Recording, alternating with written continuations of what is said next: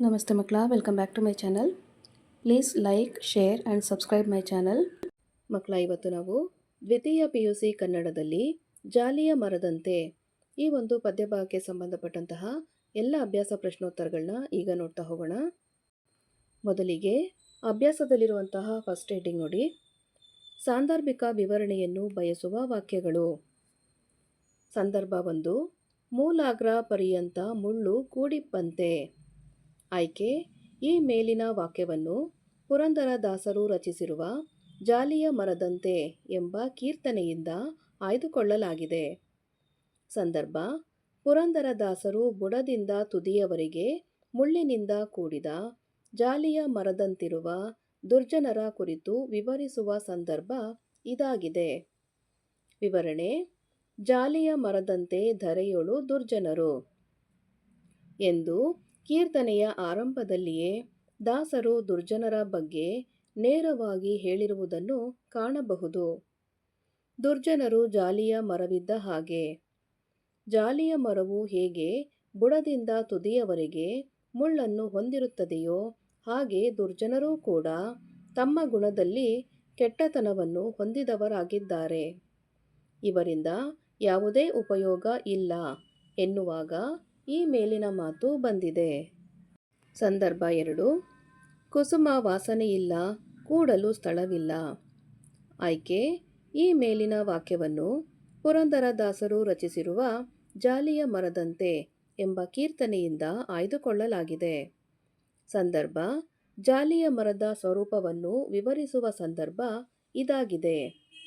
ವಿವರಣೆ: ಪುರಂದರದಾಸರು ಜಾಲಿಯ ಮರದ ಒಟ್ಟು ಸ್ವರೂಪದ ಬಗ್ಗೆ ಹೇಳುತ್ತಾ, ಜಾಲಿಯ ಮರವು ಬಿಸಿಲಲ್ಲಿ ಆಯಾಸಗೊಂಡು ಬಂದವರಿಗೆ ನೆರಳನ್ನು ನೀಡುವುದಿಲ್ಲ, ಹಸಿದು ಬಂದವರಿಗೆ ಹಣ್ಣನ್ನು ನೀಡುವುದಿಲ್ಲ, ಅದರ ಹೂವಿನಲ್ಲಿ ಸುವಾಸನೆಯಿಲ್ಲ, ಕುಳಿತುಕೊಳ್ಳಲು ಸ್ಥಳವಿಲ್ಲ, ಅದರ ರಸವನ್ನು ಸವಿಯಲು ಮುಂದಾದರೆ ವಿಷದ ರೀತಿಯಲ್ಲಿ ಇರುವುದು ಎನ್ನುವಾಗ ಈ ಮೇಲಿನಂತೆ ಪುರಂದರದಾಸರು ಹೇಳುತ್ತಾರೆ. ಅದೇ ರೀತಿಯಲ್ಲಿ ದುರ್ಜನರು ಉಪಯೋಗಾರ್ಹರಲ್ಲ ಎನ್ನುವ ಭಾವ ಇಲ್ಲಿದೆ. ಸಂದರ್ಭ 3, ನಾರುವ ದುರ್ಗಂಧ ಬಿಡಬಲ್ಲುದೆ. ಆಯ್ಕೆ: ಈ ಮೇಲಿನ ವಾಕ್ಯವನ್ನು ಪುರಂದರದಾಸರು ರಚಿಸಿರುವ ಜಾಲಿಯ ಮರದಂತೆ ಎಂಬ ಕೀರ್ತನೆಯಿಂದ ಆಯ್ದುಕೊಳ್ಳಲಾಗಿದೆ. ಸಂದರ್ಭ: ಹಂದಿಯ ಮೂಲಗುಣ ಮತ್ತು ದುರ್ಜನರ ಮೂಲಗುಣ ಎರಡೂ ಒಂದೇ ಎಂದು ವಿವರಿಸುವ ಸಂದರ್ಭ ಇದಾಗಿದೆ. ವಿವರಣೆ: ಊರಿನ ಹೊಲಸನ್ನು ತಿಂದು ಜೀವಿಸುವ ಹಂದಿಗೆ ಒಳ್ಳೆಯ ರಸಭರಿತವಾದ ಅನ್ನವನ್ನು ನೀಡಿದರೆ ಅದು ತನ್ನ ನಾರುವ ಕೆಟ್ಟ ವಾಸನೆಯನ್ನು ಬಿಡುವುದಿಲ್ಲ. ಅಂತೆಯೇ ಘೋರ ಪಾಪಿಗೆ ತತ್ವಜ್ಞಾನವನ್ನು ಹೇಳಲು ಆತ ಎಂದಿಗೂ ಅದರ ಬಗ್ಗೆ ಅರ್ಥೈಸಿಕೊಳ್ಳಲಾರ. ದುರ್ಗುಣಗಳನ್ನು ತನ್ನ ಮೂಲ ಸ್ವಭಾವದಲ್ಲಿ ಹೊಂದಿದವನು ಎಂದಿಗೂ ಒಳ್ಳೆಯವನಾಗಲಾರ ಎನ್ನುವ ಭಾವ ಇಲ್ಲಿದೆ. ಸಂದರ್ಭ 4, ಭಿನ್ನಾಣದ ಮಾತಿಗೆ ಕೊನೆಯಿಲ್ಲ. ಆಯ್ಕೆ: ಈ ಮೇಲಿನ ವಾಕ್ಯವನ್ನು ಪುರಂದರದಾಸರು ರಚಿಸಿರುವ ಜಾಲಿಯ ಮರದಂತೆ ಎಂಬ ಕೀರ್ತನೆಯಿಂದ ಆಯ್ದುಕೊಳ್ಳಲಾಗಿದೆ. ಸಂದರ್ಭ: ದುರ್ಜನರ ಗುಣ ಸ್ವಭಾವದ ಕುರಿತಾಗಿ ವಿವರಿಸುವ ಸಂದರ್ಭ ಇದಾಗಿದೆ. ವಿವರಣೆ: ಪುರಂದರದಾಸರು ಹೇಳುವಂತೆ ದುರ್ಜನರಿಂದ ನಾವು ಒಂದು ಸಣ್ಣ ಉಪಕಾರವನ್ನು ನಿರೀಕ್ಷಿಸುವಂತಿಲ್ಲ. ಆದರೆ ಅವರ ಭಿನ್ನಾಣದ ಮಾತುಗಳು ಮಾತ್ರ ಯಾವುದೇ ಅಡೆತಡೆ ಇಲ್ಲದೆ ಹೊರಗಡೆ ಬರುತ್ತಿರುತ್ತವೆ. ಅವರ ವಯ್ಯಾರದ ಮಾತುಗಳನ್ನು ಕೇಳುವಾಗ ತಾನು ದೊಡ್ಡ ಪರೋಪಕಾರಿ ಎನ್ನುವ ಭಾವನೆ ಅವರದ್ದಾಗಿರುತ್ತದೆ. ಇತರರಿಗೆ ಉಪಕಾರಿಯಾಗದ ಇವರು ತಮ್ಮ ಕಾರ್ಯಸಾಧನೆಗಾಗಿ ಅನ್ನ ತಿನ್ನಲು ಕಚ್ಚಾಡುವ ನಾಯಿಗಳಂತೆ ಮೇಲೆ ಬಿದ್ದು ತಮ್ಮ ಕಾರ್ಯ ಸಾಧಿಸಿಕೊಳ್ಳುತ್ತಾರೆ ಎನ್ನುವಾಗ ಈ ಮೇಲಿನ ಮಾತು ಬಂದಿದೆ. ನೆಕ್ಸ್ಟ್ ಹೆಡ್ಡಿಂಗ್ ನೋಡಿ ಮಕ್ಕಳ. 5 ವಾಕ್ಯಗಳಲ್ಲಿ ಉತ್ತರಿಸಿ. ಪ್ರಶ್ನೆ 1, ಜಾಲಿಯ ಮರವು ನಿರುಪಯುಕ್ತ ಎಂಬುದನ್ನು ಪುರಂದರದಾಸರು ಹೇಗೆ ನಿರೂಪಿಸಿದ್ದಾರೆ? ಉತ್ತರ: ಪುರಂದರದಾಸರು ರಚಿಸಿರುವ ಜಾಲಿಯ ಮರದಂತೆ ಎನ್ನುವ ಕೀರ್ತನೆಯು ಸಮಾಜ ವಿಮರ್ಶೆಯ ಹಿನ್ನೆಲೆಯಲ್ಲಿ ಬಹಳ ಮುಖ್ಯವಾಗಿದೆ. ಕೀರ್ತನೆಯ ಆರಂಭದಲ್ಲಿಯೇ ದುರ್ಜನರ ಬಗ್ಗೆ ನೇರವಾಗಿ ಹೇಳಿರುವುದನ್ನು ಕಾಣಬಹುದು. ದುರ್ಜನರು ಜಾಲಿಯ ಮರವಿದ್ದ ಹಾಗೆ. ಜಾಲಿಯ ಮರವು ಹೇಗೆ ಬುಡದಿಂದ ತುದಿಯವರೆಗೆ ಮುಳ್ಳನ್ನು ಹೊಂದಿರುತ್ತದೆಯೋ ಹಾಗೆ ದುರ್ಜನರು ಕೂಡ ತಮ್ಮ ಇಡೀ ವ್ಯಕ್ತಿತ್ವದಲ್ಲಿ ಕೆಟ್ಟತನವನ್ನು ಹೊಂದಿದವರಾಗಿದ್ದಾರೆ. ಕೀರ್ತನೆಯ ಮೊದಲ ಭಾಗದಲ್ಲಿ ಪುರಂದರದಾಸರು ಜಾಲಿಯ ಮರದ ಒಟ್ಟು ಸ್ವರೂಪದ ಬಗ್ಗೆ ಹೇಳುತ್ತಾ, ಜಾಲಿಯ ಮರವು ಬಿಸಿಲಲ್ಲಿ ಆಯಾಸಗೊಂಡು ಬಂದವರಿಗೆ ನೆರಳನ್ನು ನೀಡುವುದಿಲ್ಲ, ಹಸಿದು ಬಂದವರಿಗೆ ಹಣ್ಣನ್ನು ನೀಡುವುದಿಲ್ಲ, ಅದರ ಹೂವಿನಲ್ಲಿ ಸುವಾಸನೆಯಿಲ್ಲ, ಕುಳಿತುಕೊಳ್ಳಲು ಸ್ಥಳವಿಲ್ಲ, ಅದರ ರಸವನ್ನು ಸವಿಯಲು ಮುಂದಾದರೆ ವಿಷದ ರೀತಿಯಲ್ಲಿ ಇರುವುದು ಎನ್ನುತ್ತಾರೆ.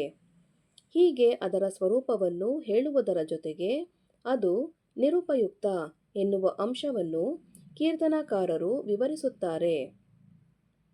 ಅದೇ ರೀತಿಯಲ್ಲಿ ದುರ್ಜನರೂ ಕೂಡ ಸಮಾಜಕ್ಕೆ ಉಪಯೋಗ ಅರ್ಹರಲ್ಲ ಎಂಬುದನ್ನು ದಾಸರು ಇಲ್ಲಿ ಹೇಳಲಿಕ್ಕೆ ಮುಂದಾಗಿರುವುದನ್ನು ಇಲ್ಲಿ ಗಮನಿಸಬಹುದು.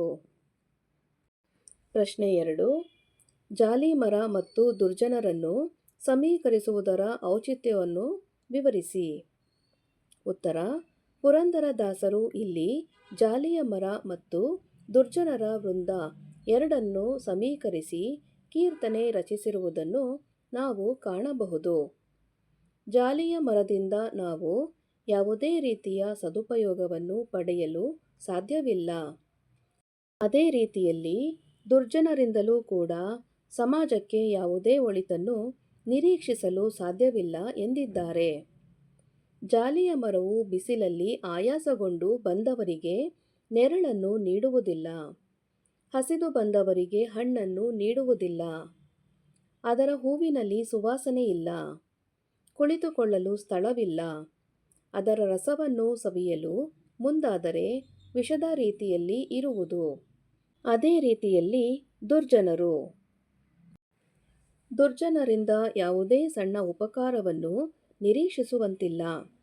ಆದರೆ ಅವರ ಭಿನ್ನಾಣದ ಮಾತುಗಳು ಮಾತ್ರ ಯಾವುದೇ ಅಡೆತಡೆ ಇಲ್ಲದೆ ಹೊರಗಡೆ ಬರುತ್ತಿರುತ್ತವೆ. ಅವರ ವಯ್ಯಾರದ ಮಾತುಗಳನ್ನು ಕೇಳುವಾಗ ತಾನು ದೊಡ್ಡ ಪರೋಪಕಾರಿ ಎಂಬಂತೆ ವರ್ತಿಸುತ್ತಾರೆ. ಇತರರಿಗೆ ಉಪಕಾರಿಯಾಗದ ಇವರು ತಮ್ಮ ಕಾರ್ಯಸಾಧನೆಗಾಗಿ ಅನ್ನ ತಿನ್ನಲು ಕಚ್ಚಾಡುವ ನಾಯಿಗಳಂತೆ ಮೇಲೆ ಬಿದ್ದು ತಮ್ಮ ಕಾರ್ಯ ಸಾಧಿಸಿಕೊಳ್ಳುತ್ತಾರೆ. ಪ್ರಶ್ನೆ 3. ಸಮಾಜ ಕಂಟಕರ ಬಗೆಗೆ ಪುರಂದರದಾಸರ ಅಭಿಪ್ರಾಯಗಳನ್ನು ಸಂಗ್ರಹಿಸಿರಿ. ಉತ್ತರ: ಸಮಾಜಕ್ಕೆ ಕಂಟಕರಾದವರನ್ನು ಏನು ಮಾಡಿದರೂ ಬದಲಾಯಿಸಲು ಸಾಧ್ಯವಿಲ್ಲ ಎನ್ನುತ್ತಾರೆ ಪುರಂದರದಾಸರು. ದುರ್ಜನರ ದುರ್ಗುಣಗಳನ್ನು ವಿವರಿಸುವ ಸಂದರ್ಭದಲ್ಲಿ ಪುರಂದರದಾಸರು ಜಾಲಿಯ ಮರ, ಹಂದಿ, ಕುನ್ನಿಗಳ ಹೋಲಿಕೆಗಳನ್ನು ನೀಡುತ್ತಾರೆ. ಮುಳ್ಳಿನಿಂದ ಕೂಡಿದ ಜಾಲಿಯ ಮರವು ಬಿಸಿಲಲ್ಲಿ ಆಯಾಸಗೊಂಡು ಬಂದವರಿಗೆ ನೆರಳನ್ನು ನೀಡುವುದಿಲ್ಲ, ಹಸಿದು ಬಂದವರಿಗೆ ಹಣ್ಣನ್ನು ನೀಡುವುದಿಲ್ಲ, ಅದರ ಹೂವಿನಲ್ಲಿ ಸುವಾಸನೆಯಿಲ್ಲ, ಕುಳಿತುಕೊಳ್ಳಲು ಸ್ಥಳವಿಲ್ಲ, ಅದರ ರಸವನ್ನು ಸವಿಯಲು ಮುಂದಾದರೆ ವಿಷದ ರೀತಿಯಲ್ಲಿ ಇರುವುದು. ಹೀಗೆ ಅದರಿಂದ ಯಾವ ರೀತಿಯ ಉಪಯೋಗವನ್ನು ನಿರೀಕ್ಷಿಸುವಂತಿಲ್ಲ. ಹಾಗೆಯೇ ದುರ್ಜನರು ಕೂಡ ಬುಡದಿಂದ ತುದಿಯವರೆಗೆ ಕೆಟ್ಟ ಗುಣಗಳನ್ನು ಹೊಂದಿರುತ್ತಾರೆ. ಅವರಿಂದಲೂ ಕೂಡ ಯಾವ ರೀತಿಯ ಸಣ್ಣ ಒಳಿತನ್ನೂ ನಿರೀಕ್ಷಿಸುವಂತಿಲ್ಲ. ಊರ ಹಂದಿಗೆ ಒಳ್ಳೆಯ ರಸಭರಿತವಾದ ಆಹಾರವನ್ನು ನೀಡಿದರೆ ಅದು ತನ್ನ ನಾರುವ ಕೆಟ್ಟ ವಾಸನೆಯನ್ನು ಬಿಡುವುದಿಲ್ಲ.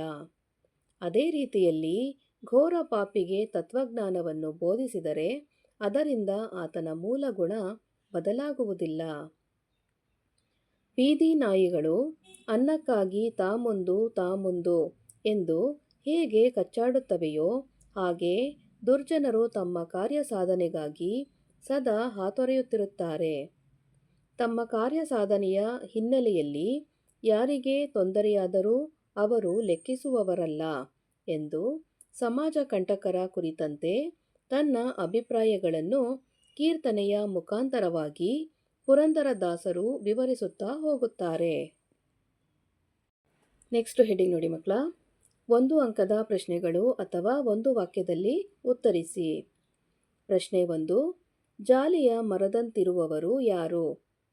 ಉತ್ತರ, ಜಾಲಿಯ ಮರದಂತಿರುವವರು ದುರ್ಜನರು. ಪ್ರಶ್ನೆ 2, ಯಾರಿಗೆ ನೆರಳು ಸಿಗುವುದಿಲ್ಲ? ಉತ್ತರ, ಬಿಸಿಲಲ್ಲಿ ಬಳಲಿ ಬಂದವರಿಗೆ ನೆರಳು ಸಿಗುವುದಿಲ್ಲ. ಪ್ರಶ್ನೆ 3, ಜಾಲಿಯ ರಸಸ್ವಾದ ಹೇಗಿರುತ್ತದೆ?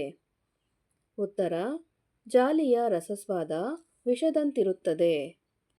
ಪ್ರಶ್ನೆ 4, ದುರ್ಗಂಧ ಬಿಡದಿರುವುದು ಯಾವುದು?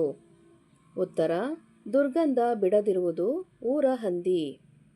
ಪ್ರಶ್ನೆ 5, ಯಾವ ಮಾತಿಗೆ ಕೊನೆಯಿಲ್ಲವೆಂದು ಪುರಂದರದಾಸರು ಹೇಳಿದ್ದಾರೆ? ಉತ್ತರ, ಬಿನ್ನಾಣದ ಮಾತಿಗೆ ಕೊನೆಯಿಲ್ಲವೆಂದು ಪುರಂದರದಾಸರು ಹೇಳಿದ್ದಾರೆ. ಪ್ರಶ್ನೆ 6, ಜಾಲಿಯ ಮುಳ್ಳು ಹೇಗೆ ಆವರಿಸಿರುತ್ತದೆ? ಉತ್ತರ, ಜಾಲಿಯ ಮುಳ್ಳು ಮೂಲಾಗ್ರ ಪರ್ಯಂತ ಆವರಿಸಿರುತ್ತದೆ. ಪ್ರಶ್ನೆ 7, ತತ್ವಜ್ಞಾನವನ್ನು ಕೇಳದವರು ಯಾರು? ಉತ್ತರ, ಘೋರ ಪಾಪಿಗಳು ತತ್ವಜ್ಞಾನವನ್ನು ಕೇಳುವುದಿಲ್ಲ. ನೆಕ್ಸ್ಟ್ ಹೆಡಿಂಗ್ ನೋಡಿ ಮಕ್ಕಳ, 2 ಅಂಕಗಳ ಪ್ರಶ್ನೆಗಳು ಅಥವಾ 2-3 ವಾಕ್ಯಗಳಲ್ಲಿ ಉತ್ತರಿಸಿ. ಪ್ರಶ್ನೆ 1, ಜಾಲಿಯ ಮರದ ನಿರರ್ಥಕತೆಯನ್ನು ಪುರಂದರದಾಸರು ಹೇಗೆ ತಿಳಿಸಿದ್ದಾರೆ? ಉತ್ತರ, ಜಾಲಿಯ ಮರವು ಮೂಲಾಗ್ರ ಪರ್ಯಂತ ಮುಳ್ಳಿನಿಂದ ಕೂಡಿರುತ್ತದೆ. ಅದು ಬಿಸಿಲಲ್ಲಿ ಬಳಲಿ ಬಂದವರಿಗೆ ನೆರಳನ್ನು ನೀಡುವುದಿಲ್ಲ. ಹಸಿದು ಬಂದವರಿಗೆ ಹಣ್ಣನ್ನು ಒದಗಿಸುವುದಿಲ್ಲ. ಹೂವಿನಲ್ಲಿ ಸುವಾಸನೆಯಿಲ್ಲ. ಕುಳಿತುಕೊಳ್ಳಲು ಸ್ಥಳವಿಲ್ಲ. ಅದರ ರಸಸ್ವಾದ ಮಾಡಿದರೆ ವಿಷದಂತಿರುತ್ತದೆ ಎಂದು ಪುರಂದರದಾಸರು ಜಾಲಿಯ ಮರದ ನಿರರ್ಥಕತೆಯನ್ನು ತಿಳಿಸಿದ್ದಾರೆ. ಅದೇ ರೀತಿಯಲ್ಲಿ ದುರ್ಜನರು ಕೂಡ ಜಾಲಿಯ ಮರದಂತೆ ನಿಷ್ಪ್ರಯೋಜಕರು ಎಂಬುದು ದಾಸರ ನಿಲುವು. ಪ್ರಶ್ನೆ 2, ಯಾರಿಗೆ ಷಡ್ರಸಾನ್ನವನ್ನಿಕ್ಕಿ ಉಪಯೋಗವಿಲ್ಲ ಮತ್ತು ಏಕೆ? ಉತ್ತರ, ಪುರಂದರದಾಸರು ತಮ್ಮ ಕೀರ್ತನೆಯಲ್ಲಿ ಊರ ಹಂದಿಗೆ ಷಡ್ರಸಾನ್ನವನ್ನಿಕ್ಕಿ ಉಪಯೋಗವಿಲ್ಲ ಎಂದಿದ್ದಾರೆ. ಏಕೆಂದರೆ ಊರ ಹಂದಿಗೆ 6 ರುಚಿ ಅಡಕವಾಗಿರುವ ಷಡ್ರಸಾನ್ನವನ್ನು ನೀಡಿದರೂ ಅದು ತನ್ನ ನಾರುವ ದುರ್ಗಂಧವನ್ನು ಎಂದಿಗೂ ಬಿಡುವುದಿಲ್ಲ.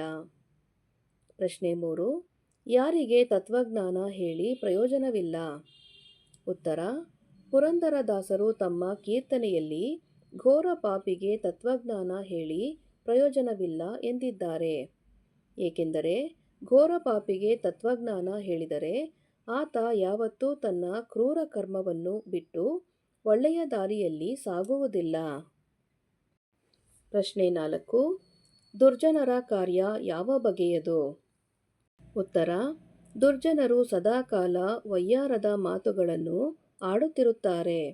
ಆದರೆ ಅವರಿಂದ ಸ್ವಲ್ಪ ಮಟ್ಟಿನ ಉಪಕಾರವನ್ನು ನಿರೀಕ್ಷಿಸಲು ಸಾಧ್ಯವಿಲ್ಲ. ದುರ್ಜನರು ಯಾವಾಗಲೂ ಅನ್ನ ತಿನ್ನಲು ಕಚ್ಚಾಡುವ ನಾಯಿಗಳಂತೆ ತಮ್ಮ ಕಾರ್ಯ ಸಾಧಿಸಿಕೊಳ್ಳಲು ಹೋರಾಡುತ್ತಿರುತ್ತಾರೆ. ಮಕ್ಕಳ, ಇಲ್ಲಿಗೆ ದ್ವಿತೀಯ PUC ಕನ್ನಡದಲ್ಲಿ ಜಾಲಿಯ ಮರದಂತೆ ಈ ಒಂದು ಪದ್ಯಭಾಗಕ್ಕೆ ಸಂಬಂಧಪಟ್ಟಂತಹ ಎಲ್ಲ ಅಭ್ಯಾಸ ಪ್ರಶ್ನೋತ್ತರಗಳು ಮುಕ್ತಾಯಗೊಂಡಿದೆ. ಈ ಒಂದು ವಿಡಿಯೋ ನಿಮಗೆ ಇಷ್ಟ ಆದಲ್ಲಿ ದಯವಿಟ್ಟು ನಮ್ಮ ಚಾನಲ್ನ ಲೈಕ್ ಮಾಡಿ, ಶೇರ್ ಮಾಡಿ, ಸಬ್ಸ್ಕ್ರೈಬ್ ಮಾಡಿಕೊಂಡು ನಾವು ಹಾಕುವಂಥ ಎಲ್ಲ ವಿಡಿಯೋನ ನೋಡ್ತಾ ನಮ್ಮನ್ನು ಎನ್ಕರೇಜ್ ಮಾಡ್ತಾ ಹೋಗಿ ಮಕ್ಕಳ. Thank you for watching. Bye bye.